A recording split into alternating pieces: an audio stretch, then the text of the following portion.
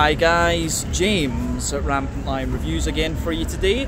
For this one, we are going to do another out and about video for you, and it's been a wee while since I've filmed one of these actually. But as you may be able to tell from the very different background that I have today, I'm in Japan once again. They opened up their borders a few weeks ago, so I came over for another wee visit.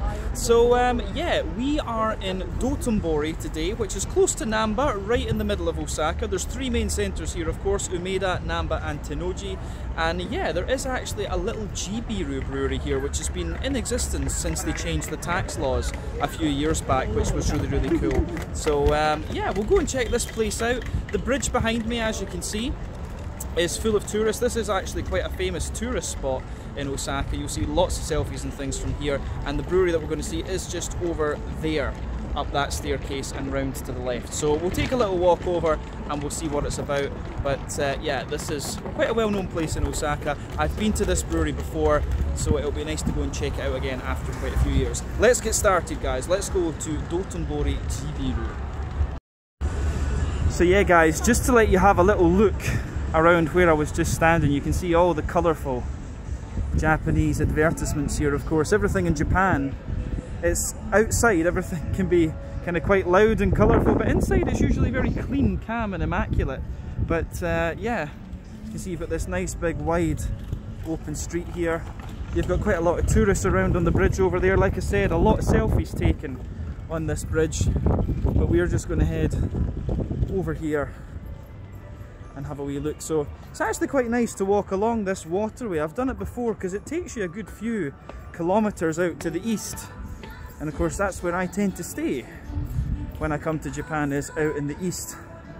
But yeah, you can see a nice big crab thing up. Oh, not a crab, this one's the, this is the octopus. I forgot about this one. But yeah, you can see, oh, this kid has been a little bit bad. But yeah, you can see this is the famous bridge actually.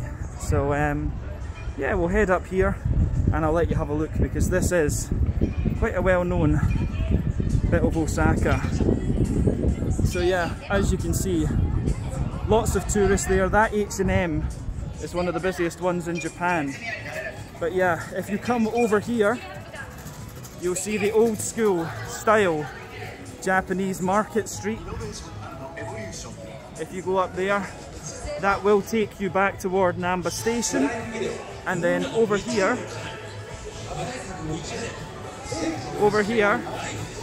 you have this street, which is very famous, and the big crab which I was talking about.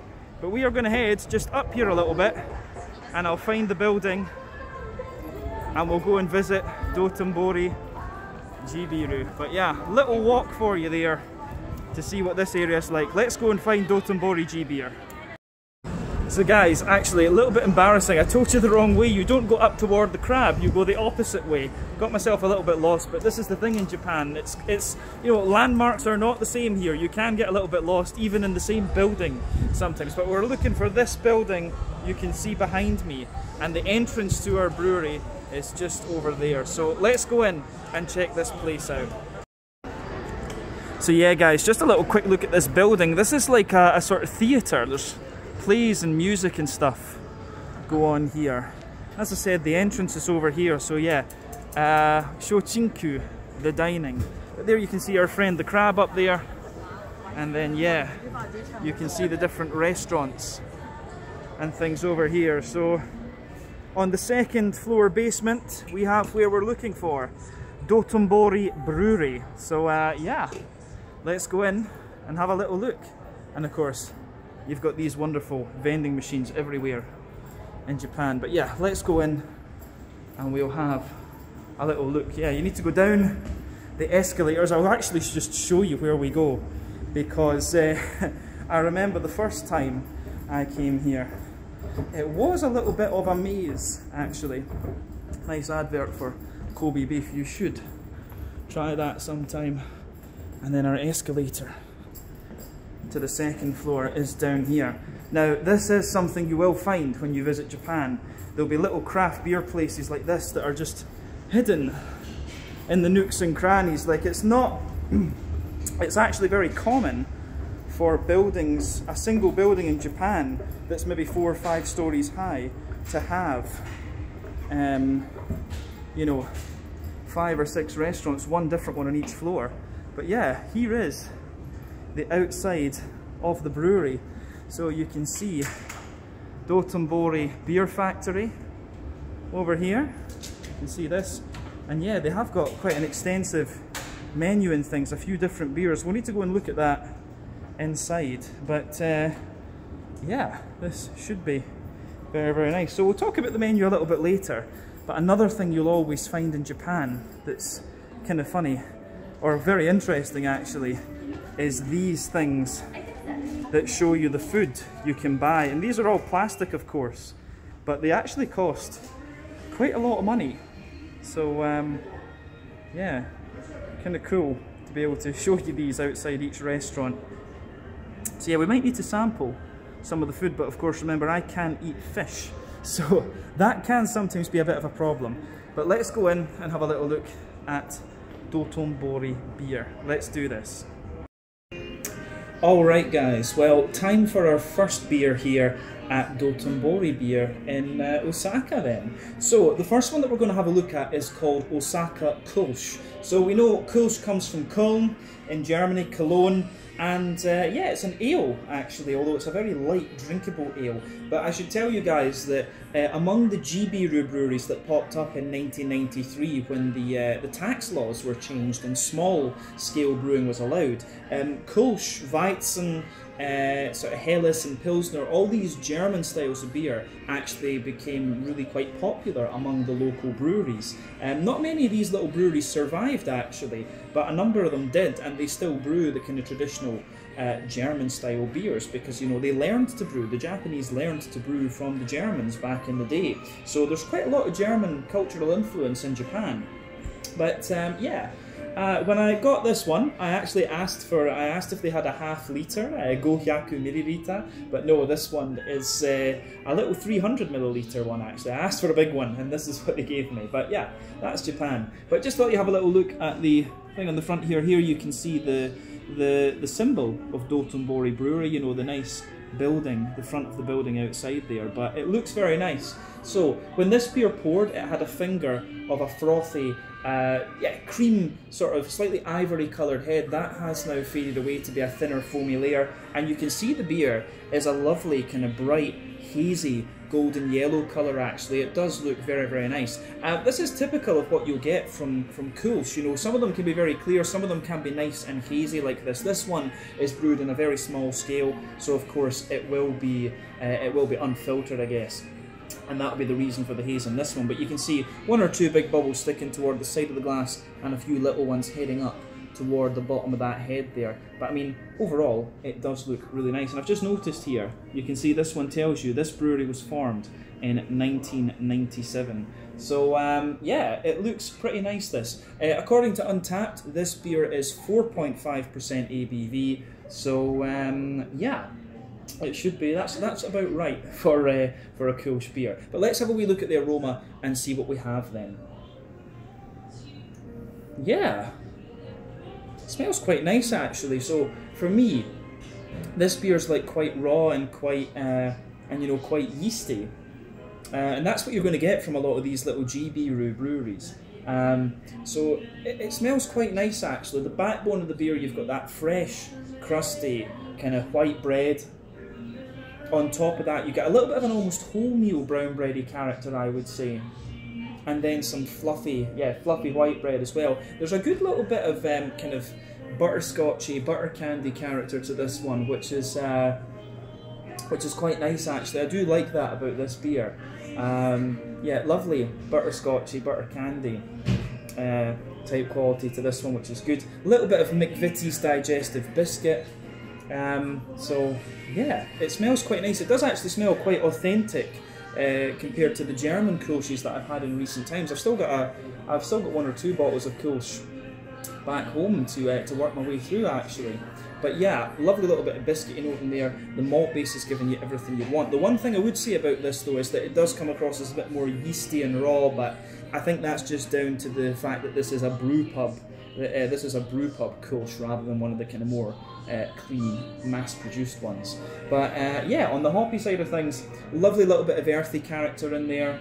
Some nice, yeah, some nice floral, aromatic notes as well. Yeah, nice floral aromatic notes in there, and you've also got a good little bit of a grassy, zesty character to it. The hoppy character in this beer actually comes across as being very kind of fresh, but yeah, quite bright. So I do wonder, maybe there's a bit of German noble hop in here, but at the same time something more New World as well. So yeah, lovely, fresh, grassy, zesty notes. And yeah, so behind that you've obviously got a little bit of fruitiness. There's a little touch of apricot, you know, a little bit of oily pear. So yeah, dry apricot, a little bit of pear for me, maybe a little touch of kind of sultana, you know, dry white green grapes, maybe a little bit of that going on, I have to say. So yeah, aroma wise, this beer is really quite nice actually. I'm looking forward to this. I'm quite thirsty, so the Kolsch is a very good place to start. But yeah, let's get stuck into this one then. This is the Osaka Kolsch, 4.5% ABV here at Dotonbori Brewery in Dotonbori near Namba in Osaka. Let's get stuck in. Slanje, skål, cheers, prost, or most importantly, Japan, Kampai.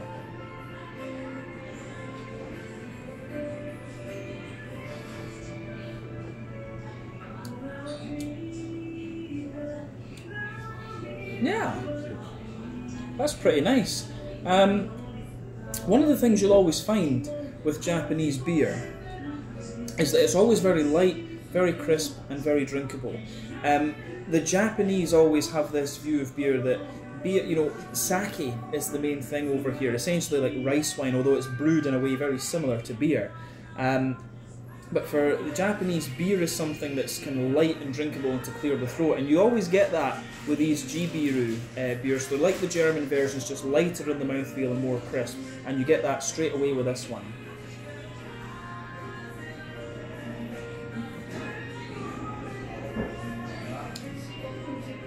But yeah, in terms of what you'd expect from a Kolsch, this one is pretty solid actually, but as I say, just lighter and more crisp in its mouthfeel. So let's break the beer down as we always do.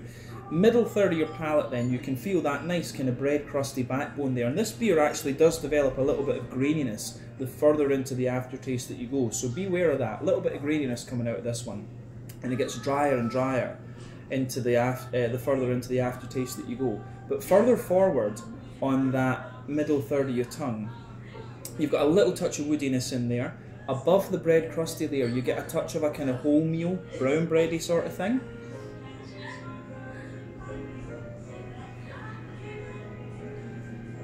So you've got a little bit of that kind of wholemeal, brown bready sort of thing. Then above that, you get the more straight up, kind of fresh, white bready character to the beer. So that's definitely quite interesting as well. Yeah, you can hear we've got the Japanese love songs in the background, which is quite kind of funny. So yeah, get a little bit of the white bread in there. Then above that, you start to get some of the kind of more brown sugary notes. So you can feel there's if you go to the dead centre of your palate, you'll feel a little circle in there, which is kind of butterscotchy, butter candy like. That's covering up the alcohol of this beer. So that's your alcohol notes. A little bit of butterscotch, a little bit of butter candy, and as you move further out toward the edges of your palate, it's actually a little bit more kind of McVitie's digestive biscuity like. So that is quite nice actually.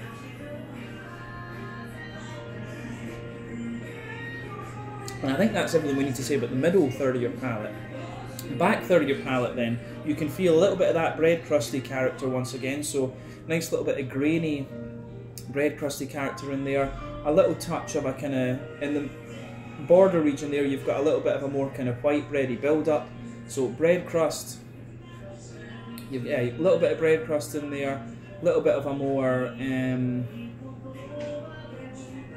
kind of, you do get a little bit of a taller wholemeal brown bready layer to this one as well. Then you get the white bread above that, but the bread in the back third of the palate certainly does come across as a wee bit more grainy, and of course you've got some of the yeasty esters above that. It's like a kind of farmhousey, woody kind of bread character. But yeah, definitely taller on the back third of your palate, then as you come further forward it just squashes together that little bit more. So I do like how that goes together in this one.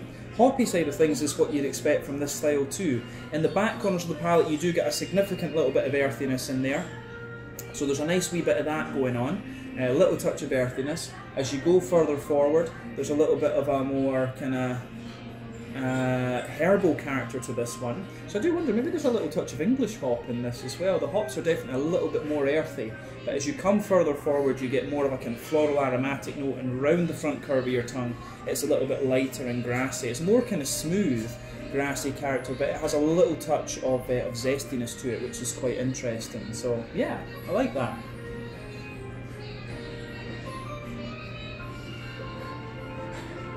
Yeah, I think that's everything we need to say about the green component of the beer. Let's focus on the front third of the palate then. So the border region between front third and middle third of your palate, again a little bit of a white bready build-up. The base is a little bit more kind of bread crusty, and then you get the white bread, and on top of that, that oily bubble where the juicy fruity esters roll their way out of the beer. So let's look at that.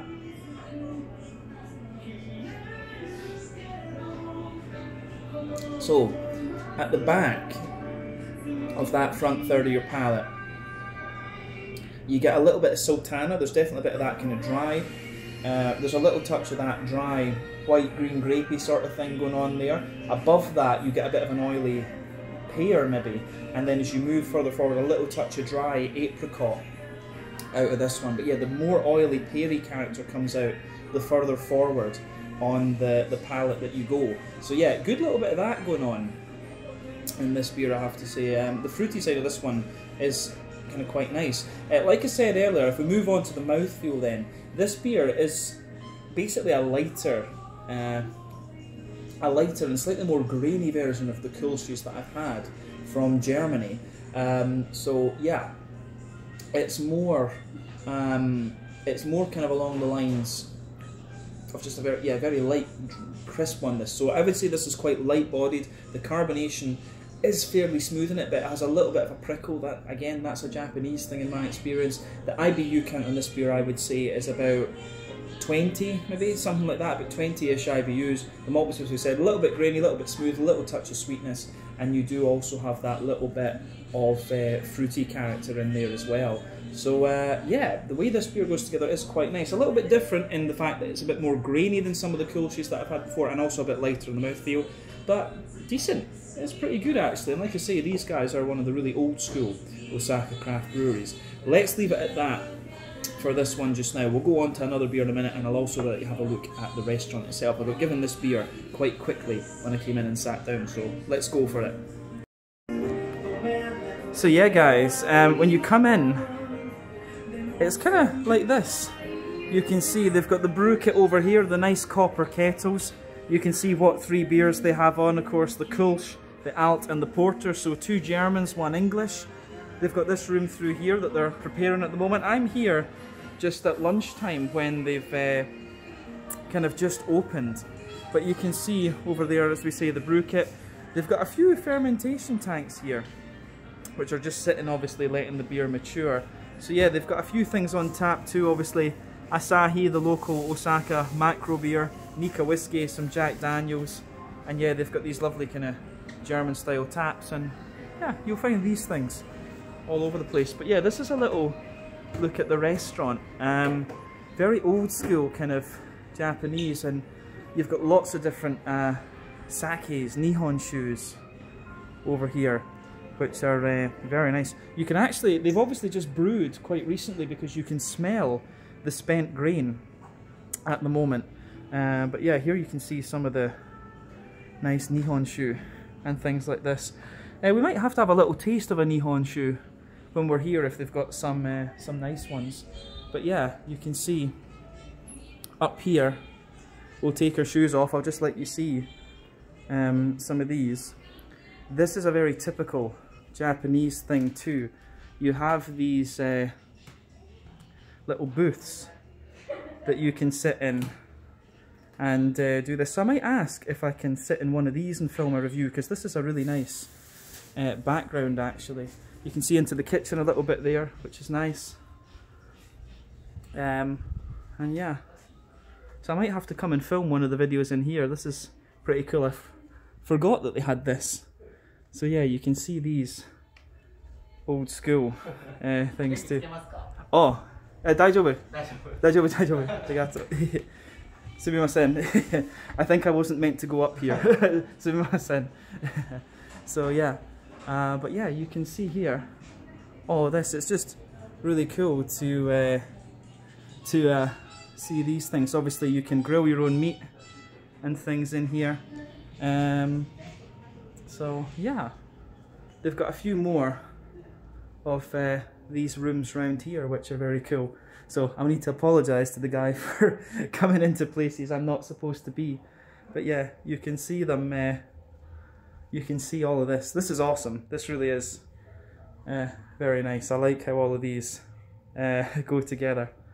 But yeah, let's you guys see something a little bit different. This is one of the really old school Japanese Jibiru breweries, as I mentioned. But yeah, I'll go back. I think they're laughing at me because because I went places I wasn't supposed to.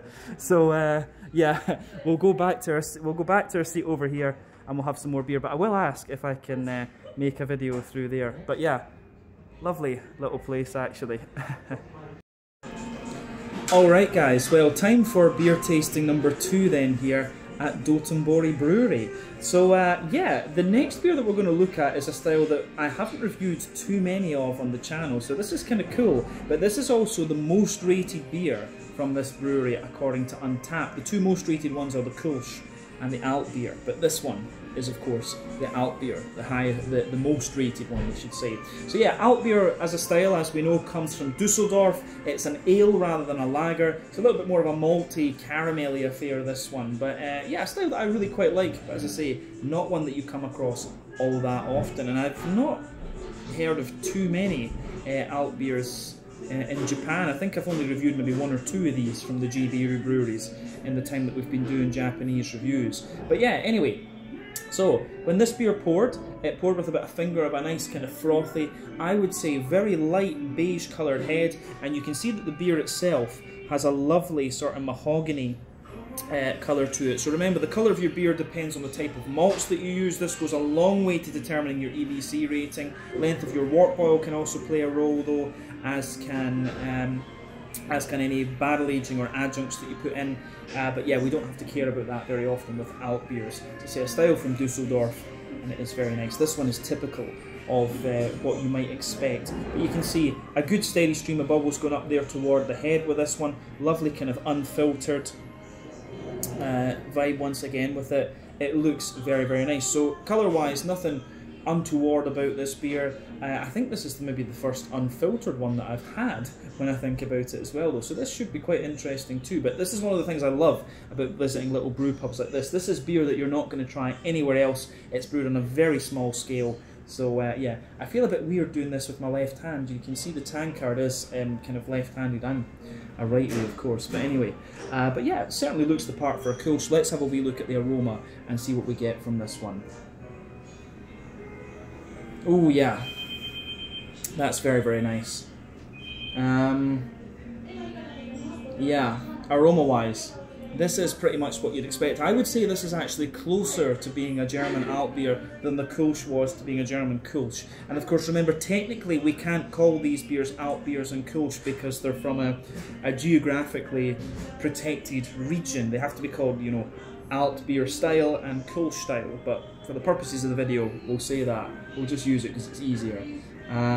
But this one actually does smell very, very nice. When I saw the picture, I thought this was a Dunkel, actually. So yeah, this looks very, very nice, or smells very nice, I should say. So, backbone of the beer, you've got a lovely little bit of that fresh kind of rye bread crust, and this beer has that lovely typical German rye bread note to it. I missed this from when I lived in Heidelberg. German rye bread was absolutely lovely. So yeah, lovely rye bready notes coming out of this one. Some wholemeal sweet brown bread in there as well, and just a little touch of a white bread too. Some woody and nutty qualities further forward on the nose, and then you've got that big kind of brown sugary note coming out of this one. So you do get a little bit of that slightly leathery, kind of more caramelized brown sugar. Lovely little bit of toasty brown sugar in there as well, which I think is very, very nice. So yeah, yeah, that goes together very, very nicely. Yeah, the brown sugar in this one, you've got a bit of sweet caramel in there, you've got a little bit of toasty brown sugar, you've also got a little bit of that more kind of dry, roasty, you've got a little bit of that dry, leathery, roasty type brown sugar to it as well. Definitely a wee bit of McVitie's digestive biscuit type character, but yeah, this is very, very nice. Yeah, aroma wise, I like what this is doing. I certainly like what this is doing. The more you smell of it, the more you get a kind of nutty, woody type character to it. But yeah, very nice stuff. On top of that, you have got a little bit of hoppy character to this one. For me, the hops have a little bit of an earthy note to them. They've got a little bit of, you know, herbal character, a little bit of floral note, but mainly grassy. I would say that this beer is a little bit more herbal and grassy in its hoppy notes. Quite wet, I would say, when it comes to its green component, that's for sure. So yeah, more grassy, a little bit more herbal, but definitely quite wet. That's definitely fair to say. But yeah, on the fruity side of things then, you get a little bit of a kind of oily, peary note in the backbone, some sultanas for sure, but there is that little bit of red fruity character to this one. You've got a little touch of fig, a little touch of raisin, or maybe even plum with this one. It is actually quite sweet in its fruity notes, but it really reminds me a little bit of a dunkel in some ways. It has a very similar note to this one, so I think the kind of dry brown sugary notes and the kind of red fruitiness in this beer are a little bit more than I've noticed in alt beers before. But whatever it is, it's a nice, the question should always be, does it smell nice, does it taste nice? And I think the smell definitely is pretty nice in this one. The aroma is very good. So yeah, as I always say, take a bit of time to enjoy the aroma of the beers, but let's get stuck into this one. So our second German style beer today, yeah, this is the Osaka Alt Dotonbori Brewery, 4.5% ABV once again. Slange, skål, cheers, prost, kampai. Brain not working now already, but there we go.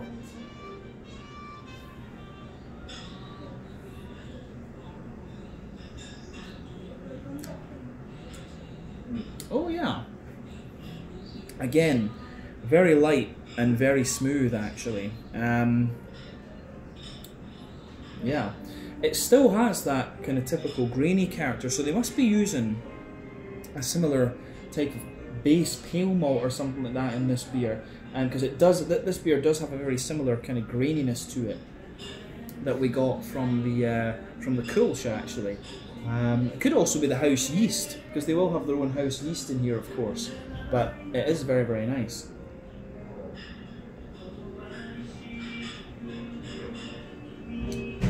I think I prefer this one though to the Kulsch. The bit, you know, having that bit more brown sugar and things in it just suits the yeast and the malt types that they're using in here. So yeah, I would say I prefer this beer to the Kulsch, to be honest with you, just a little bit more. Just a little bit more fitting with everything just fits together that little bit more. So yeah, I like that with this one. So a big thumbs up to Dotonbori for that. But let's break this beer down and describe it more in depth. So the backbone of the beer in that middle third of your palate, yeah, you know, grainy, slightly dry rye bread crust in there. Toward the front of that middle third of your palate, you've got a little bit more of a kind of woody and nutty character coming out of the beer.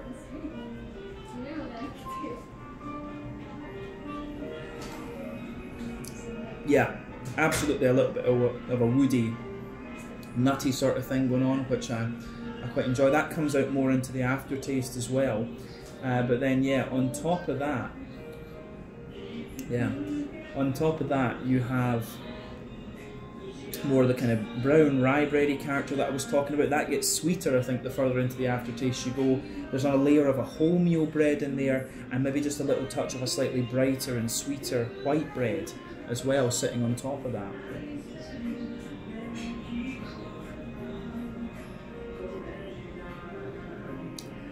So yeah, the rye bread, the wholemeal bread, the brown bread in there, the little bit of woody character in there, the wee touch of bread crust as well. I like how that goes together. I do like how that goes together in this one. So again, that gets a thumbs up from me. On top of this though, you've got the brown sugar, so you've got that layer of toasty, slightly leathery brown sugar with this beer.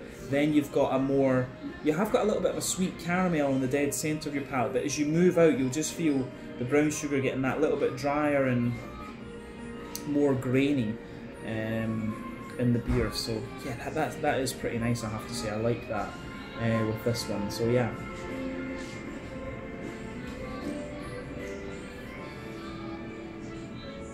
Yeah. As you move further out from that centre of your palate too, you get a little bit more of a McVitie's digestive biscuity sort of thing.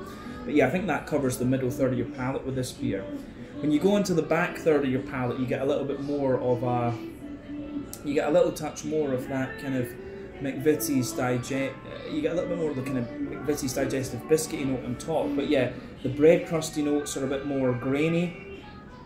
On top of that, you've got a bit more of the rye bread. The rye bread layer is taller, the wholemeal bread layer is taller, and you get a wee bit more of white bread. But above all of that, you get a more farmhousey raw bread from the yeast. It's got a little bit of a woody character to it. But once again, the back third of your palate, the flavour is taller, and as you come further forward, it just squashes together that little bit more. So yeah, I think that covers the malty, yeasty side of the beer.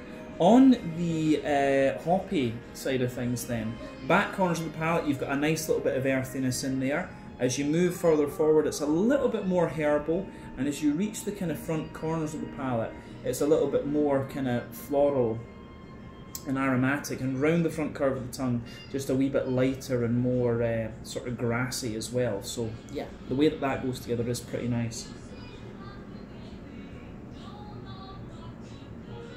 But yeah, definitely quite noble, this one, in its hoppy character. So I wouldn't be surprised if there's German hop in here, maybe a little touch of English hop as well, just from the herbal, earthy notes. But yeah, let's look at the front third of the palate with this beer then. So border region between front third and middle third, a little bit more of a brown bready character there. The base of the front third of your palate is a bit more smooth wood, and again a little bit of brown bread, and on top of that you get that nice oily bubble where the juicy fruity esters just roll their way out of the beer. So yeah, I like how that goes together for sure. So the fruity side of things then, back of that front third of your palate, you do have a little bit of that kind of sultana. You've got a little bit of that sort of sultana, you know, dry white green grapey sort of thing.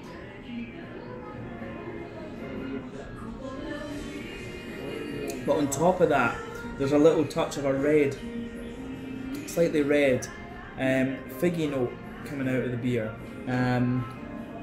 So yeah, the way that goes together, I think, is pretty nice. The fruity side of this beer is very authentic and close to the Koshin. The malty bready side of things, it's a little bit more grainy and raw because of the fact that it's a brew pub, I would say. But it's still pretty nice. I like it, as I say. But yeah, sultana in there, a little bit of a red fruity note on top of it, maybe a slightly figgy note, as I say, a little bit of fig, a little bit of a candied strawberry note in there as well. But yeah, sultana's underneath, and as you move further forward, it just gets a little bit sweeter and more red fruity, candied strawberry, a little bit of fig and things.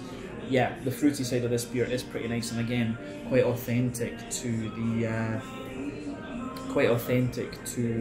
the alt beer style, I have to say. So yeah, pretty nice.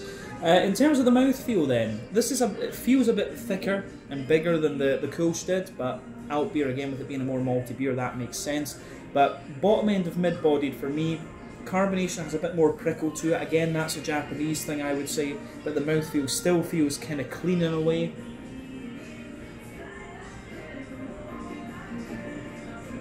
Yeah, still has that kind of Japanese cleanliness to it. But IBU wise, again, about 15-20 IBUs. The malt base has a bit of graininess, bit of smoothness, and also a wee bit of sweetness. This beer gets a bit sweeter into the aftertaste, and you've also just got a little touch of fruitiness out of this one. But a nice example of the alt beer, actually. This is a bit truer to the style, I would say, than the... it's a bit truer to the style, I think, than the Kolsch was, but this also has quite a bit of Dunkel characteristic with the kind of dryness and things. The alt beer I've always found is a little bit more biscuity than this one. This one's certainly more bready, but like I say, it's a brew pub, so you're always going to get a bit more yeasty character from these unfiltered brew pub beers. You have to bear this in mind. But yeah, I think that's enough said about the Osaka alt beer. So yeah, This one, very nicely done once again from Dotonbori Brewery. I've enjoyed trying this. Let's go on to something else. We might have a wee look at the menu and then try the porter, which is the last beer on tap. So catch you guys in just a second. So yeah guys, another little bit of Japanese trivia or pop culture, whatever you want to call it. What you'll often find is that on tables in restaurants in Japan, you have this little bell that you ring if you want the waiter or waitress to come and help you out. So yeah, something random that you might not have seen before, but I always like these little bells. They've always got interesting designs, of course. Alright guys, so it's time to have a little look at the Brewpub menu, which I think is always a really interesting thing to do. And we'll have a look at the Japanese one first because, you know, it's the native language and I think it's always cool to do this. But we do have an English menu that the guys very kindly brought me. So yeah, as you can see, here we've got all the prices in yen, you've got all your kanji and things like this. But yeah, just for a little bit of a price reference for you, when it comes to the Japanese yen, it is actually quite weak at this point in time, which is December 2022, but most of the time you can assume that 100 yen is approximately equal to $1 American dollar. But yeah, as you can see, you've got these nice little food sets here, different kinds of fish and rice and pork and chicken and things like that. But yeah, this is the normal Japanese menu that you can see. So you're met with the beers first off. Then you have all the different types of I guess you could call these finger foods, but again you'll learn what these are in just a minute. Then you move on to the more sushi type things. So some of you might be very, very interested in these when we look at the English menu. But yeah, you've got the yakitori type stuff as well. Then you've got some of the more kind of salmon type things. And then, yeah, this kind of stuff too. When you come here, of course, you've got the sort of pots. And this is, again, quite a common thing in Japan. They'll serve you up nice big dishes like this, and then you sort of cook it yourself. They put the gas burner on under the bowl, as you saw on the tables earlier, and they'll just let you kind of cook your own food. So okay, quite a popular Asian thing. Hot pot, of course, as they call it over in China, or what were they, shabu shabu. Yeah, shabu shabu. That's what you'll call it in Japan. But looks very nice, I have to say. And of course, they've got some different sakes and stuff like that. Wines, highballs and stuff like that. So let's actually go on to the English menu and let you see what these things actually are. But I always think it's cool to show the Japanese side of it too. So as you saw earlier, the three beers that they have here, they have the Osaka Porter, the Osaka Kolsch and the Osaka Alt. You'll see me review the last of the three in a little minute. But yeah, the small glasses that they have are 450 yen, so about $4.50. What's that? About €4, maybe about £3.50 sterling, something like that. You can get a little taster set as well for 990 yen, so about $10. Yeah, $10, €9, £8 sterling, something like that. I forget how much 1,000 yen is at the moment, but I think it's a little bit less than £8. But yeah, you can get beer cocktails, the Shandy Guff, the Yuzu Honey Beer, beer and Coke. I did like how they call it diesel. I did think that was quite interesting. But yeah, of course, you get all these highball things. I have to admit that is something I never took to in Japan. I hate highball. It just doesn't do anything for me at all. But yeah, you can see they've also got a few other beers in here as well. Asahi Super Dry. Seems a bit of a shame that they sell Asahi when they're a brew pub, in fairness. But yeah, some people just like their macro beers. But there you can see you can get the tasting set, 180 millilitres times 3. And yeah, you've got the glasses here. It also tells you a little bit down here. I'm not sure how well you're going to be able to see this. But yeah, Dotonbori Brewery, established in 1996. It says all the beer is top fermented, which is interesting because the Kolsch and the Alt beer that we've tried were very light in the mouthfeel. So maybe these are lager versions of the original German ones, because they should be ales actually. But yeah, they say the Minami area, the draft beer uses local water, so that'll be another contributing factor to the experience you get with these beers. But yeah, you've got the deep fried skewers, as they're calling them. We might have to try, I think we'll have to try a couple of these, to be honest with you.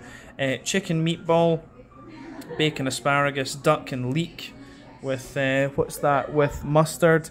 The Sangaton pork loin, the large loin, the Kuroge Wagyu beef, prawn wrapped in shiso, grilled unagi, which is eel. I don't think I'll be having that. The braised soft shelled abalone, salmon tartare, the Thai, the haruku sweet potato. I never liked sweet potato actually. Pecoros, chocolate banana, and strawberry azuki paste. Yeah, we might try one or two of these actually. We'll see how it goes. But of course, these are the prices per skewer. So yeah, these are quite interesting actually. But yeah, you come up here, you've got your sushi. It's quite nice. Many of you guys will be interested in these. And then, yeah, the prices are actually very good. I mean, this looks like proper professional kind of sushi, but 950 yen. You're not going to go wrong at these prices. So yeah, $10, $11 for proper Japanese sake. Of course, you've got all of these kind of things up here. We might have, I think this one, the yakitori, looks very nice. We might have to try some of these. Yeah, you've got desserts, of course. Yuzu sherbet, that's very tempting, I have to say. Some warm dishes, meat dumplings, the a la carte menu, Japanese omelettes and things. These look very nice. The prices, you have to say, are very, very reasonable actually. But then when you come to shabu shabu, Japanese hot pot, yeah, 6,000 yen, 7,000 yen, 3,500. These are usually pretty big, so the prices are actually quite decent when you see the size of these things. So yeah, sukiyaki, it's very nice as well. I'm sure I've been to a sukiyaki restaurant. But yeah, we've also got some of the different sakes and things here. So what I might do is, I'm actually a big fan of Nigori, unfiltered sake. So I might ask the guys what their favourite sake is and test one of these. We've not done a sake review on the channel in a long time. Shochu, of course, not a massive fan of shochu. It's a bit kind of boozy and dry for me. I just don't like it, I have to say. But yeah, you've got shochu highballs in there as well, plum liqueurs, a few different wines. Japanese wine, it's always nice. But yeah, these are Australian, Jacob's Creek, some soft drinks in there, and different cocktails and stuff. So yeah, quite a nice extensive menu there, and of course very well priced. But we are most interested in the beer, and you can get a little taster set for 990 yen, which is not bad at all, I have to say. So yeah, that covers the menu here at Dotonbori Beer. So this is Daisen, who works behind the bar. He's pouring me my porter. This is pretty cool. Maybe we make him YouTube famous.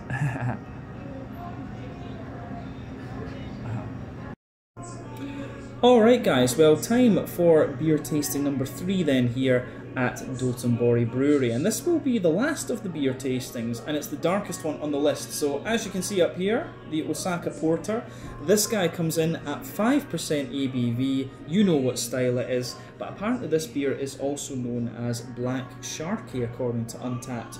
So yeah, it certainly looks the part. I believe I made a mistake earlier, or I said something wrong in the video when I was saying it was top fermented brewing. You know, top fermented is ales, which makes sense when we've got the Kolsch, a porter, and an alt beer. I think I was mixing it up with bottom fermented earlier when I was talking about lager beers. Brain just wasn't working. Quite tired today, I have to admit.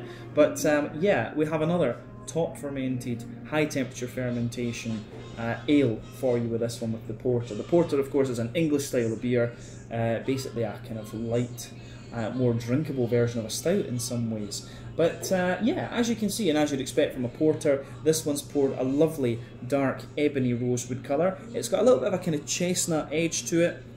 1 or 2 big bubbles sticking toward the side of the glass, a few little ones going up toward the bottom of the head there.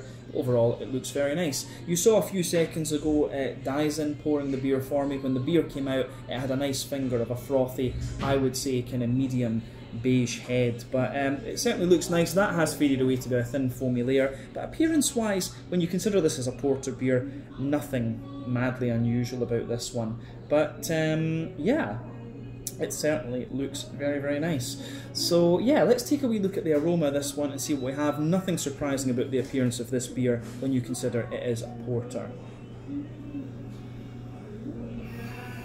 Yeah, I'm going to say this one smells very, very nice. Maybe the best aroma out of the three. We'll need to see if it is the best tasting out of the three beers. But yeah, it does smell great. This beer gives you everything you would want from the style. A little bit of roastiness, good little bit of bready sweetness, a bit of smoothness, and you've also just got that little bit of smooth kind of hoppy character in there, and also a wee bit of fruity note as well. But lovely smelling beer actually. I have to say that this probably is my favourite aroma out of the three that we've had so far. So, backbone of the beer, absolutely, you've got a little bit of that slightly well-fired, toasty bread crust coming out of the beer. That forms the backbone of it. You've got one or two little woody and nutty characters within that. On top of that, you certainly have quite a bit of rye bread with this one. It's almost like a slightly caramelised rye bread as well. It's certainly got that oily sweet note to it. Lovely little bit of toasty brown sugar as well. A little bit of a wholemeal brown bread, definitely. It almost has a little touch of like a tobacco-y type sweetness within the malt base too, but certainly some highly caramelised brown sugars. I don't know if I'd go quite as far as treacle or molasses, but it's not far off that. So you've got a bit of that in there. Some toasty, leathery brown sugar as well. Also a little touch of sweet caramel, and a bit of McVitie's digestive biscuit. But this beer, the aroma of this one actually reminds me a bit more of a Czech Tmavy, like a Czech black lager, than it does a porter, to be honest with you. But they're very similar in terms of their aroma and flavour profiles. We have to bear that in mind. But the hoppy side of things is with this one is kind of what you'd expect too. You've got a little bit of a smooth, earthy character to it. A little bit of herbal note in there, and yeah, you've got a bit of a brighter, smooth, grassy character coming out of it too. Aroma wise, as I say, this beer I think certainly does the job. I like how this beer goes about its business. Yeah, certainly can't complain about this one, that's for sure. Yeah, aroma wise, it is pretty damn on the money when it comes to the malty and yeasty side of things, but yeah, I like it. I certainly do like this. So let's look at the hoppy side of the beer. So as we said, it's got a little bit of an earthy character, fairly smooth. There's a good little bit of herbal note in there, and I've got a feeling it'll be English hops in this. It smells a bit like Kent Golding, potentially. It's got that nice kind of wet grassiness to it. So yeah, a little bit of wet grassiness in there, a little bit of floral character, but also a smooth herbal note and slightly earthy note. It's not kind of ashy enough to be like Fugels or something like that. But yeah, it's certainly got a nice little bit of hoppy character, which you want in a porter. You want that little bit of complexity. But yeah, you've got a little bit of a sweet, fruity note to this one. There's a little touch of raisin in there. There's a little bit of fig for sure. Yeah, a little bit of raisin, a little bit of fig, and then you've also got a bit of black currant and blackberry coming out of this beer too. It's actually a very fruity porter, I would say that about it. The malt base is a little bit more Czech Tmavy-like, but it's certainly got the English hop notes you'd expect of the porter, the smoothness, and then it has got a little bit of a kind of bright fruity character to it.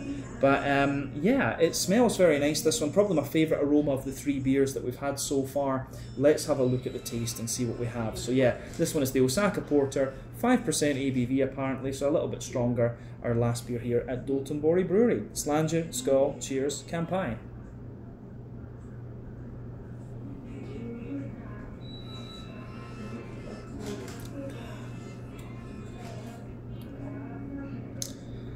Yeah, I have to say, that is pretty nice. I think the thing we're finding with these Dotonbori beers is that the more malty you go, the better they are. And it must just be to do with, you know, a mix of the water, the type of malts they're using, and also the kind of hoppy side of the beer too. So yeah, this is pretty nice.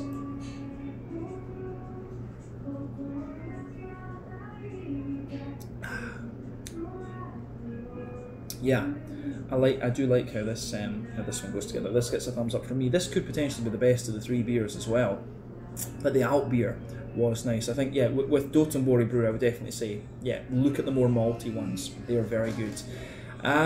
Yeah, but quite an authentic English porter, this one for sure, and it gets a bit more, the further you go into the aftertaste with them, the more authentic it gets in terms of its flavour. So yeah.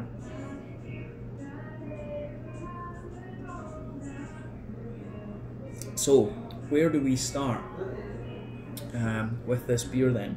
Middle third of your palate, you can feel that nice roasty toasty, well-fired backbone. This is that is the backbone of the beer. Toward the front of that middle third of your palate, you get a little bit of woodiness in there, a little touch of nuttiness, and then on top of that, you certainly have a little bit of a more kind of smooth but slightly oily rye bready character, which I really do enjoy as well. So yeah, well-fired bread crust, a little bit of woody and nutty character further forward, some oily rye bread, a little bit of a wholemeal brown bread on top of that, which is nice too.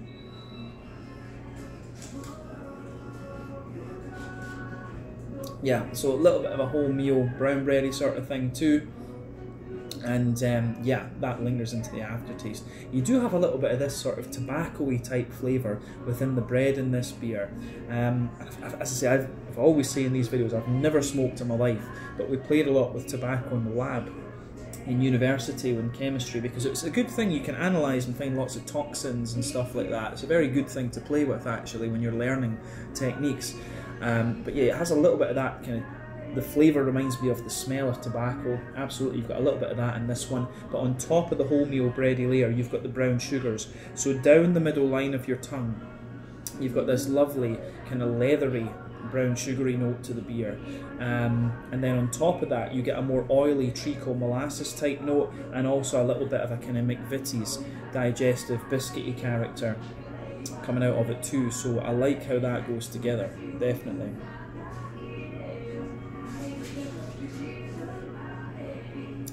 So yeah, the malty side of this beer I think is very nice. Let's go to the back third of the palate then. So back third of the palate, it's quite similar to the middle third. You get a bit more of that well-fired bread crust. On top of that, you've got more of the rye bread, and that layer is definitely taller and a bit more oily. And on top of that, you get the wholemeal brown bread, which again is a little bit taller. And then above all of that, you get the more airy, yeasty type bready flavours out with this one. It's like a more farmhousey, rye, brown bready sort of character. But yeah, it goes together really well. So the back third of your palate with this one, the flavour is definitely taller. Then as you come further forward, it just condenses down a little bit and squashes together that wee bit more. So yeah, I think it goes together really, really nicely.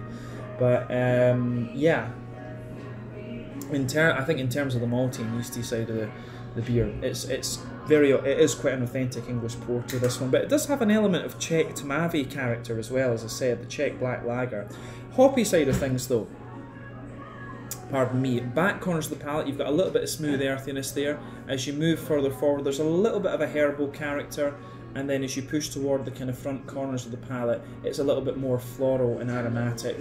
And then round the front curve of the palate, you've got a bit of a lighter grassiness there, just a little touch of zestiness to it, but I'm pretty sure English hops in this one, to be honest with you. But let's look at the front third of your palate then.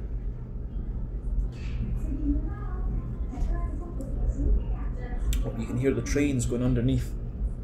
You can hear that. I don't know if you guys can hear that in the video, but you can hear the trains going back and forth underneath, because we are in the basement, of course. But yeah, on top of that front third of your palate, then you do get a little bit more of that kind of bread crusty character, the kind of dry roasty bread crusty notes. On top of that, a little bit of rye bread. Yeah, it goes together really nicely. And on top of all of that, that little oily bubble where the juicy fruity esters push their way out of the beer. So at the back of that front third of your palate, you've got a little bit of a kind of raisiny note to it, but underneath you get more of a kind of oily, figgy character, and as you come further forward, that figgy note just kind of dries out a little bit. It becomes more of a black currant, and then on top of that you've got a blackberry note on the front kind of tip of your tongue. So yeah, the way this beer goes together is really quite nice. Yeah, very authentic English porter this one, and very nicely done. Let's round off with the mouthfeel.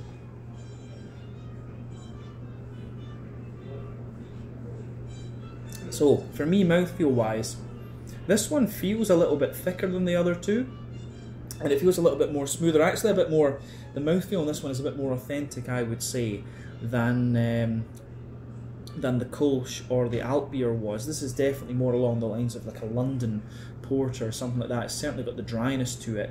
But yeah, IBU mouthfeel wise, very smooth, but it still has a little bit of that clean drinkability to it, which I quite like. The how would we say? It's got, as I say, a good little bit of smooth carbonation to it, which to me promotes the kind of malty and yeasty notes in the beer, which is why I say it has a little bit of a Czech Tmavi, Czech black lager type quality to it. But yeah, IBU wise, what would we say? Yeah, IBU wise, this one, I think this is 25, 30 IBUs, but some of it's coming from the dryness and the malt and the roasty, toasty black malt in the beer. You have to remember that. But the malt base, bit of dryness and graininess, smoothness, little touch of sweetness to it, of course, as well. Above that, you've got a little bit of bitterness from the hops too. So yeah, the malty base has everything you could ask for. There's a little bit of hoppy bitterness in there, and you've also got some juicy, fruity character to it as well, which I certainly quite like. So yeah, a very nice porter this one actually, and potentially my favourite of the three beers we've tried so far. I think with Dotonbori beer, it seems the maltier you go, the better they get. So I think that's definitely a fair statement. But yeah, I think we can leave it at that for this one. So this was the Osaka Porter Black Sharky, 5% ABV. Quite an authentic English porter, I have to say. Potentially the best of the three beers that we've tried. So yeah, I'll catch you guys in a second with something a little bit different. We'll see. So Daisen is pouring some sake for us. This is his favourite one, which is Kubota Senju Ginjo. So yeah, Senju. This one little stronger. This is Daisen's favorite one. So thank arigato Daisen-san. Arigato gozaimasu. So guys, we are going to review this and have a little look. It's been a long time since we did a sake video, but you guys know I love Nihonshu. There we go. Alright guys, so as you saw a few seconds ago, we are going to do a sake review because it's been a very, very long time since we've filmed something like that on the channel. We need to fix that.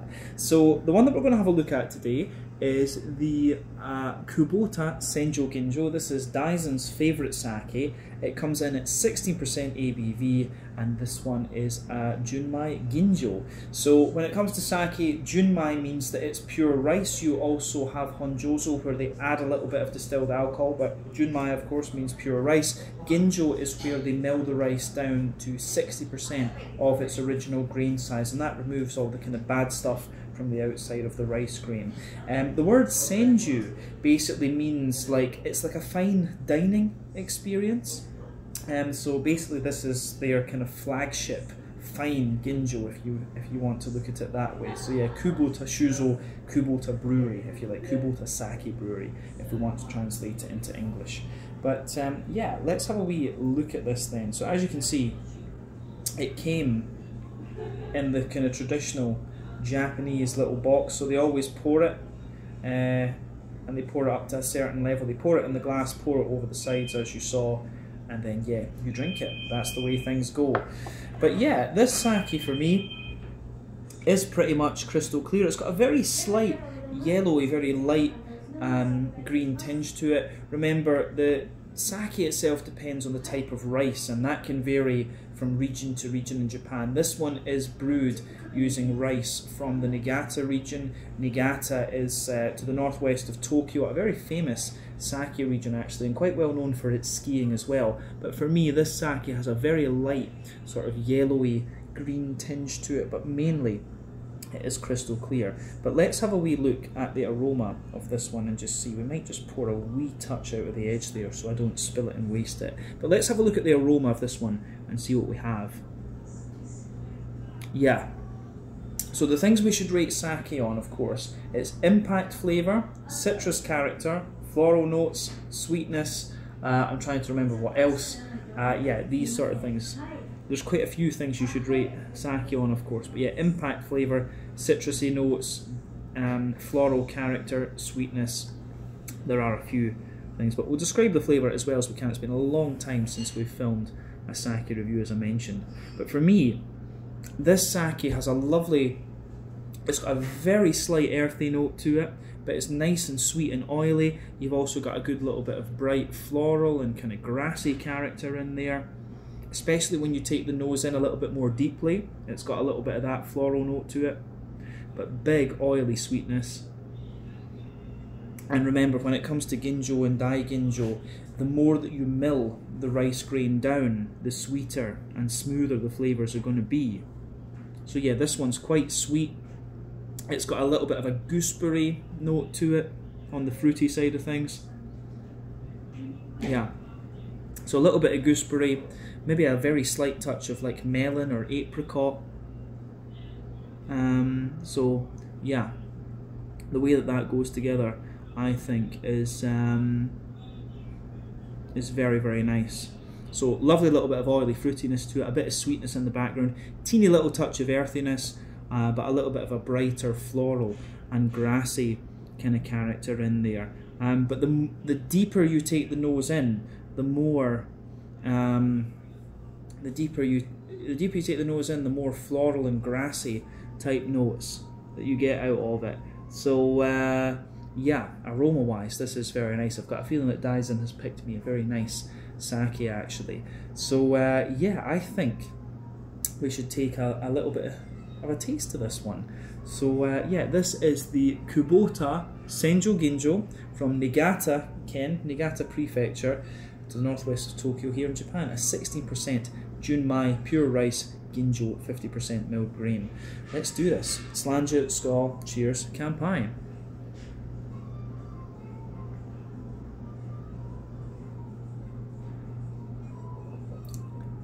Ooh, that is nice.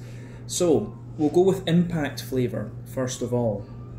So when you take this sake in, you do get a little touch of there's a very slight touch of alcohol kind of spice and bite to this one, and you get that just behind the front sort of third of your palate in there, so you get that nice kind of you get a little touch of that alcohol bite, but it mellows out over the tongue and becomes really quite sweet. You've got a bit of floral character and grassiness in there as well, and the fruitiness starts to come out. This is one of these sakes that does have a little bit of a kind of bite impact to it, but it just mellows out very, very nicely. I like it, I really do.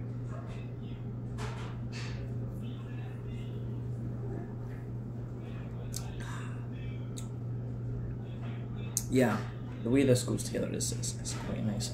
I really have missed Nihonshu. I've got a few bottles sitting back in Scotland and Sweden, but my regular trips to Japan, I always used to kind of try something from every prefecture that we visited. So it has been a wee while. But I will say, the further you go into the aftertaste with this sake, it does become a little bit more floral and kind of grassy, and you've also got that little touch of earthiness to it, which I think is really quite nice and quite interesting.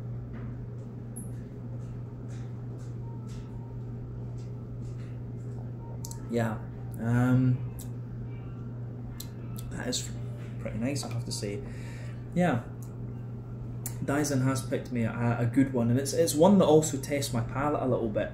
So yeah, it is good. But yeah, the further you go into the aftertaste with this one, you can feel around the edges of your palate. You've got that little bit of earthiness on the back corners of your tongue as you come further forward. There's a little bit of a slightly herbal thing there, and you've got that floral note, and the floral character in this one is actually quite spicy, and round the front curve of your palate you've just got a little bit of that grassy edge to it, but across the middle of your tongue you get the sweeter notes out of this sake, which is really interesting.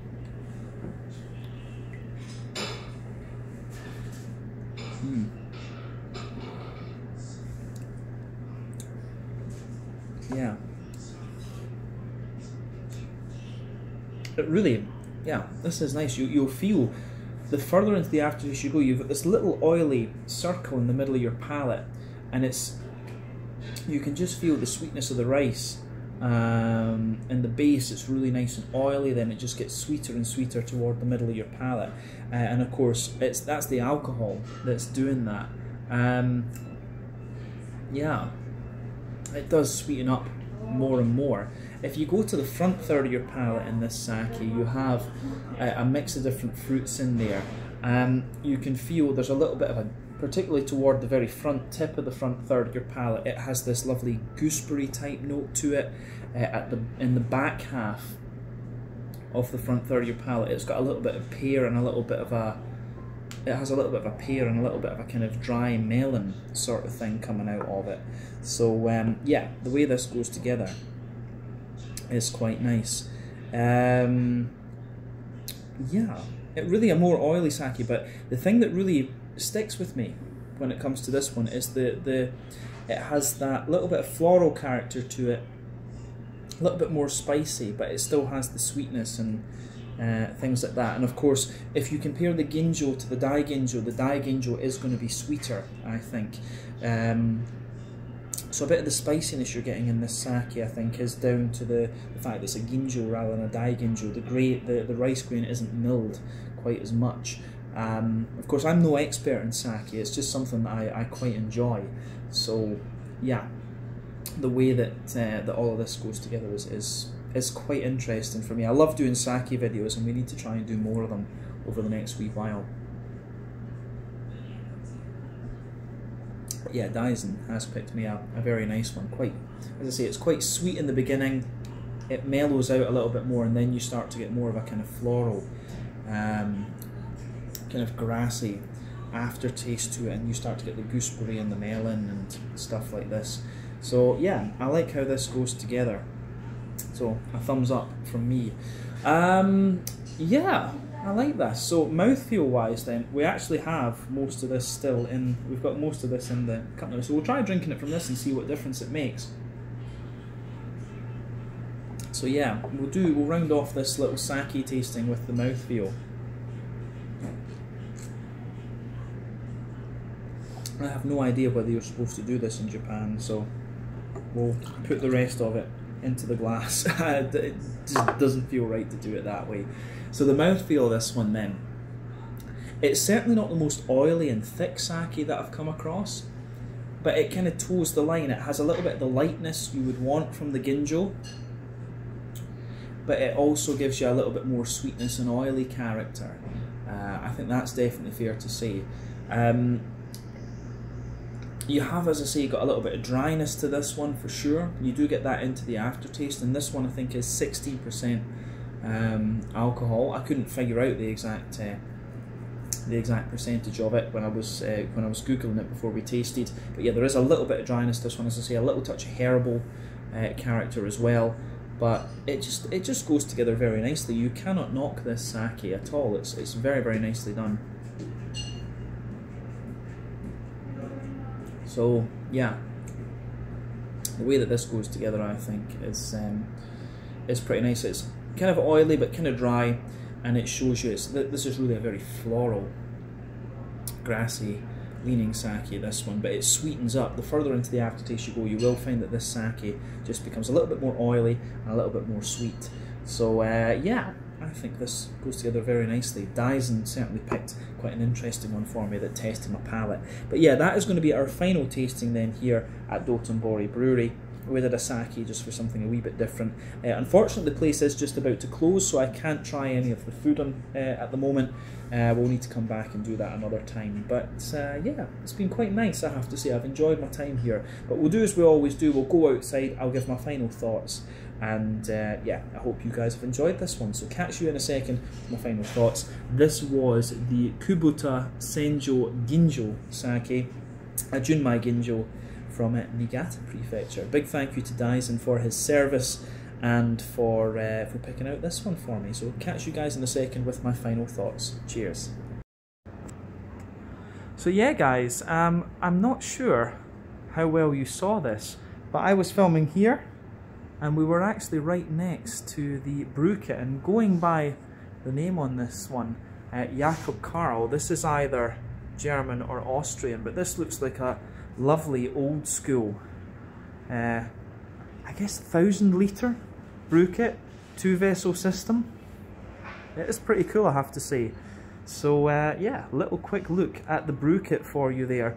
But let's go outside and I'll give you my final thoughts, as always. Alright guys, well that is my time up here then at Dotonbori Beer Factory, Dotonbori Brewery, Dotonbori Beer, however we're going to call this place, in Minami in Osaka. Yeah, I had a really nice couple of hours here. I got to try 3 different beers. All of them were ales. I do recognise in this video that I messed up for some reason the difference between top fermenting yeast and bottom fermenting yeast. Top fermenting yeast is ale, of course, higher temperature fermentations. Bottom fermenting yeast is lager fermentations, lower temperature fermentations. So yeah, the alt beer, the Kolsch, and the porter that we tried are all ales. Like I said in the video, I feel that the more malty you go with the Dotonbori beers, the better they are and the kind of truer to the style they are. So that's definitely worth bearing in mind when you come here. Probably out of the 3 beers, I would say that I enjoyed the porter the most. The alt beer was also very enjoyable. The Kolsch was, you know, good, but as I say, I think the other 2 were a bit truer to the style for me. So that's kind of what matters for me when I'm trying these more traditional beer styles. But like I said to you, the whole point of coming to Dotonbori Beer Factory is that this is one of the really old school breweries here, and yeah, they date from 1996, 1997. This is the oldest craft brewery that I can think of in Osaka. So it's worth coming to visit. Unfortunately, I didn't get to try the food this time, but Daisen was great. He showed me a good sake. That was from Niigata Prefecture. It was a really nice couple of hours and I enjoyed myself. The total cost when I was here was 2,600 yen, a little bit over that, so that's 26 American dollars. That's going to be somewhere in the region of 22 euros, maybe about £20 sterling. So for 3 beers and a sake, I think that's okay, to be honest with you, especially when you're on a little bit of a holiday. So yeah, come and check out Dotonbori Beer Factory, very close to one of the main tourist spots in Osaka. Yeah, maybe come later on. They were kind of, I think this was just the lunch service that I was on today. I think they closed for an hour or 2 and then reopened for dinner. So yeah, I came at a very quiet time, I have to say. But yeah, enjoy myself nonetheless. I hope you guys enjoyed another out and about video. I enjoyed making this one for you. I can feel the sake going to my head a little bit, but yeah, I'll catch you guys very, very soon. Till the next time, Slanja, Skål, cheers. See you guys very, very soon. Cheers, Kampai.